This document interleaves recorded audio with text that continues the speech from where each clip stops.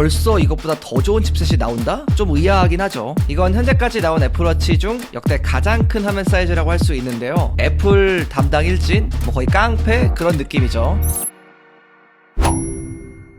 안녕하세요, 별남입니다. 자, 오늘은 테크위크 시간인데요. 여러분들 얼마 전에 애플 이벤트 보셨죠? 거기서 유독 인상 깊었던 게 바로 애플 인텔리전스였습니다. 오늘은 애플에서 알려주지 않은 이 애플 인텔리전스의 뒷이야기도 알려드릴 거고요. 그리고 최근에 아이폰 16을 비롯해서 굉장히 다양한 소식들이 나왔더라고요. 그래서 오늘은 이것들을 다 정리해 드릴 건데, 그럼 바로 알아보시죠. 자, 이번 WWDC의 주인공이었죠. 바로 애플의 차세대 AI, 애플 인텔리전스입니다. 이번 애플의 AI에 정말 여러가지 방대한 기능들이 있지만 핵심만 좀 말씀을 드리면 시리의 대통합 그리고 AI를 통합한 여러가지 기능들이었습니다. 뭐 다른 나라는 잘 모르겠지만 특히 국내 유저분들한테는 아이폰의 통화 녹음 요약 기능, 이게 굉장히 많은 관심을 받았죠. 물론 상대방에게 고지를 하기 때문에 뭐 반쪽짜리 기능 아니냐 이런 말도 많이 있었지만 어쨌든 통화 녹음 기능이 드디어 들어갔습니다. iOS 18 베타 버전은 이미 공개가 다 되었는데요. 저도 이번 업데이트를 해보면서 와, 이 정도면 진짜 역대급 업데이트가 아닌가? 국내 사용자들이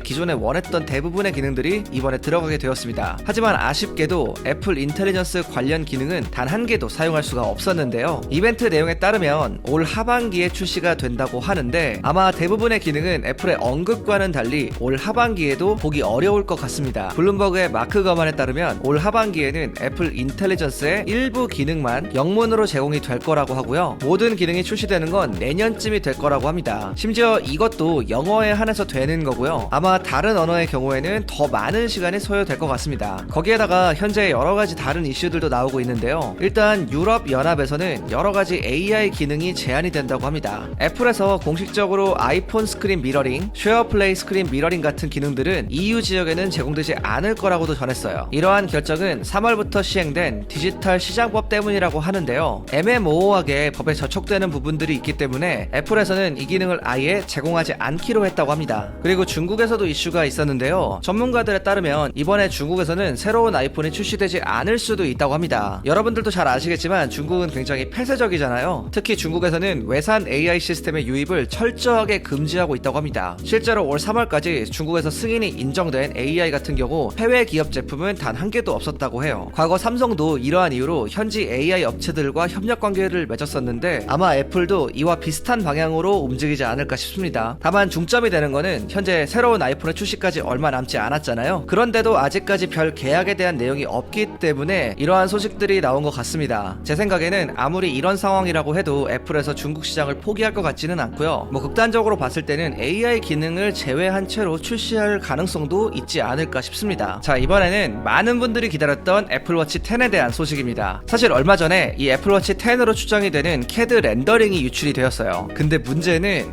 이게 디자인이 별반 다르지가 않습니다. 거의 비슷해요. 일단 좀 보여드릴게요. 자, 이 렌더링을 보면 사실 아마 좀 실망이 되실 거예요. 딱 봐도 그렇게 기존과 다르지 않죠. 자석 방식으로 체결된다고 했던 밴드 체결부도 기존과 좀 동일한 모습이고요. 디지털 크라운과 측면 버튼마저도 그대로인 모습입니다. 하지만 이번 애플워치 10은 기존과는 다르게 45mm와 49mm 모델로 예상이 되고 있고요. 화면은 2인치 디스플레이가 들어간다고 합니다. 이건 현재까지 나온 애플워치 중 역대 가장 큰 화면 사이즈라고 할 수 있는데요. 기존 애플워치 9을 보면 41mm 모델은 약 1.7인치, 45mm 모델은 1.92인치, 그리고 울트라는 1.93인치 화면이 들어가 있습니다. 2인치면 울트라보다도 더 큰 사이즈로 보면 되고요. 그렇다고 해서 제품의 크기는 또 엄청 커지는 건 아니라고 합니다. 어쨌든 베젤을 줄이는 방식으로 화면 크기를 늘릴 것 같은데 제품 크기 자체는 시리즈 9보다는 조금 크고 울트라보다는 작을 거라고 합니다. 큰 화면을 좋아하시는 분들한테는 이런 변화가 아마 좋은 변화일 수는 있는데 사실 애플워치 울트라도 굉장히 크죠. 그래서 손목이 얇은 분들이나 뭐 여성분들 이런 분들은 좀 약간 부담스럽다? 그런 느낌도 없지 않아 있어요. 거기에다가 애플워치라는 게 아무래도 워치라는 한계를 벗어날 수가 없기 때문에 화면이 많이 커진다고 했을 때 그렇게 어드밴티지가 많이 있냐 이런 걸 생각해보면은 또 그건 아닌 것 같거든요. 아무튼 많은 분들이 기대하고 있는 애플워치 10이 과연 완전히 새로운 모습으로 나오게 될지 이게 정말 중요한 이슈 같은데 이 유출처럼 나오게 된다면 저는 개인적으로 좀 실망을 하게 될 것 같아요. 있어요. 과연 어떤 모습으로 등장하게 될지 좀 더 주목해봐야 되겠습니다. 자, 이번 소식도 많은 분들이 기다리고 계신 소식이죠. 바로 애플페이 교통카드 소식. 최근 소식이 하나 나왔어요. 현재 서울시에서는 아이폰에 기후동행 카드를 탑재시키기 위해 여러가지 물밑 작업을 하고 있다고 합니다. 여러분들 잘 아시겠지만 이 기후동행 카드 현재는 선불 충전 방식이죠. 근데 올해 11월부터는 이걸 후불 카드로 만들 예정이라고 합니다. 이와 함께 아이폰 교통카드로 지원을 추진하고 있다고 하는데요. 후불 방식을 도입하려면 신용카드와 연계할 필요가 있는데 현재 가장 유력한 파트너 카드사는 현대카드가 아니라 신한카드로 거론이 되고 있는 상황입니다. 우리나라 대중교통 시스템은 클로즈드 루프라는 방식을 사용하고 있습니다. 이건 티머니와 페이온 같은 교통카드 사업자와 연계해서 후불식 결제를 지원하는 방법인데 이걸 애플페이에 도입할 경우 가장 큰 문제점이 바로 수수료 이슈라고 해요. 그래서 애플페이는 교통카드 제휴를 할 때 오픈 루프 방식을 고집해 왔다고 합니다. 오픈 루프를 우리나라에 도입하려고 하면 현재 국내에 있는 모든 버스와 지하철역의 단말기를 모두 다 교체해야 된다는 그런 큰 문제점이 있습니다. 이렇게 되면 비용도 천문학적으로 높아지게 되고 시간도 굉장히 많이 걸리게 돼요. 교통카드 사업자 입장에서는 기대의 이익이 크지 않은 상황에서 단말기를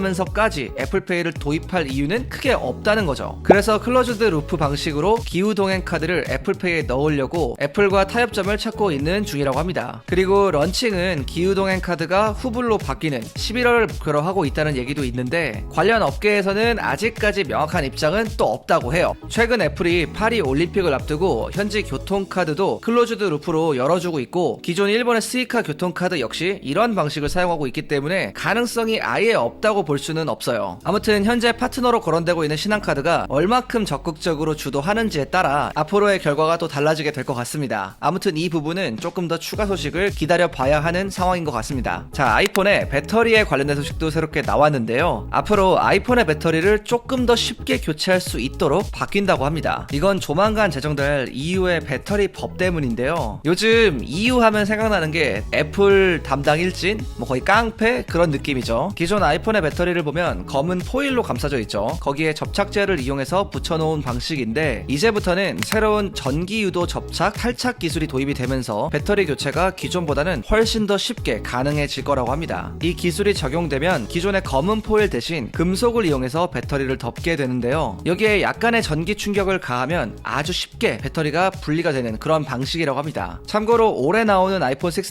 4가지 모델 중에 적어도 한 가지 모델에는 이 방식이 들어가게 됩니다. 그리고 추후 아이폰 17 이후부터는 전 모델에 들어가게 될 예정이고요. 아마 아이폰 16에서는 가장 고가 모델인 프로 맥스에 들어가지 않을까 싶은데 뭐 아직은 잘 모르겠어요. 여기서 조금 아이러니한 부분도 있는데 EU의 배터리법 제정 이유는 사실 사용자들이 쉽게 배터리 교체를 할 수 있게 하기 위함이잖아요. 그런데 애플에서는 실제로 이런 방식으로 바뀌게 된다고 해도 전문가에게 교체받는 걸 강력하게 추천하고 있어요. 사실 애플이 가장 크게 욕을 먹는 부분이 바로 수리비죠. 애플케어 플러스를 들었으면 몰라도 만약에 안 들었다 그러면은 수리비가 상당히 폭력적입니다. 현재 배터리 교체 수리비도 꽤 비싼 편인데 국내 커뮤니티를 또 보면 애플이 이제 수리도구 장사를 하려고 한다, 애시당초 교체비를 저렴하게 받으면 되는 거 아니냐, 뭐 이런 의견들이 나오고 있어요. 사실 배터리 교체를 위해서는 아이폰을 직접 열어야 하는데 일반적인 사용자가 이것부터 쉽게 할 수 있을지가 좀 의문이 들기도 하고요. 약간의 전기 충격을 줘야 배터리를 분리할 수 있다고 하는데 뭔가 얼핏 듣기에는 쉬워 보이는데 막상 자세히 보니까 생각보다 어려워 보이는 그런 느낌도 들긴 합니다. 여러분들의 생각은 어떠신가요? 댓글에 남겨주세요. 자, 이번에는 아이폰에 관련된 소식인데요. 아이폰 16에 들어간다고 알려진 칩셋이 바로 A18 칩셋인데 이 칩셋이 최근에 나온 M4 칩셋보다 더 강력한 성능을 가지고 있다고 합니다. M4 칩셋 같은 경우는 이번에 아이패드 프로에 들어간 칩셋이죠. 애플에서도 역대 가장 좋은 칩셋이라고 언급을 했는데 벌써 이것보다 더 좋은 칩셋이 나온다? 좀 의아하긴 하죠. 그런데 사실 이건 전체 성능에 대한 얘기는 아니고요. 뉴럴 엔진에 대한 얘기인데 좀 더 빠른 연산 처리 능력을 이 A18 칩셋에 넣어줄 거다, 이런 얘기입니다. 뉴럴 엔진은 AI와도 연관이 깊은데요. 연산 처리 능력이 좋아질수록 이 AI의 성능도 훨씬 더 빨라지게 됩니다. 아무래도 이번에 애플 인텔리전스를 위해서 뉴럴 엔진 쪽을 강화하고 있는 걸로 보이는데 제 생각에는 이번에 업그레이드 해주는 김에 램도 좀 같이 올려주면 좋지 않을까, 이런 생각도 좀 들고요. 이 램 같은 경우는 현재 15 일반에는 6GB, 15 프로에는 8GB의 램을 가지고 있습니다. 그런데 이번 애플 인텔리전스 같은 경우는 8GB의 램을 가진 15 프로 라인업에서만 사용이 가능해요. 사실 애플에서도 간접적으로 언급하긴 했지만 아마도 이 8GB의 GB의 램이 애플 인텔리전스의 최소 사용 요건이지 않나 싶습니다. 그래서 15 일반 시리즈가 아마 지원이 되지 않는 거라고 생각을 합니다. 애플이 워낙 램 크루즈로 유명하지만 16 일반 라인업에서 AI를 지원해주려면 아무리 못해도 8GB의 램 정도는 필요하지 않을까 싶어요. 물론 16 프로 같은 경우도 12GB로 램이 업그레이드가 된다면 훨씬 더 좋겠지만 사실 애플의 행보를 보면 원래부터 무리 없이 구동 가능할 정도만 넣어주기 때문에 16 프로의 12GB의 램은 조금은 어렵지 않나 이렇게 생각이 들기도 합니다. 어쨌든 일반 라인업의 램 업그레이드 한번 기대해봐도 좋을 것 같아요. 자, 오늘은 이렇게 정말 여러가지 내용을 좀 다뤄봤는데요. 아무튼 이렇게 많은 소식들이 나오고 있다는 건 이제 아이폰의 출시가 그렇게 멀지 않았다는 걸 나타내주기도 하겠죠. 여러분들도 궁금한 점이 있으면 아래 댓글에 남겨주시고요. 제가 오늘 준비한 내용 여기까지입니다. 지금까지 별남이었습니다. 빠이.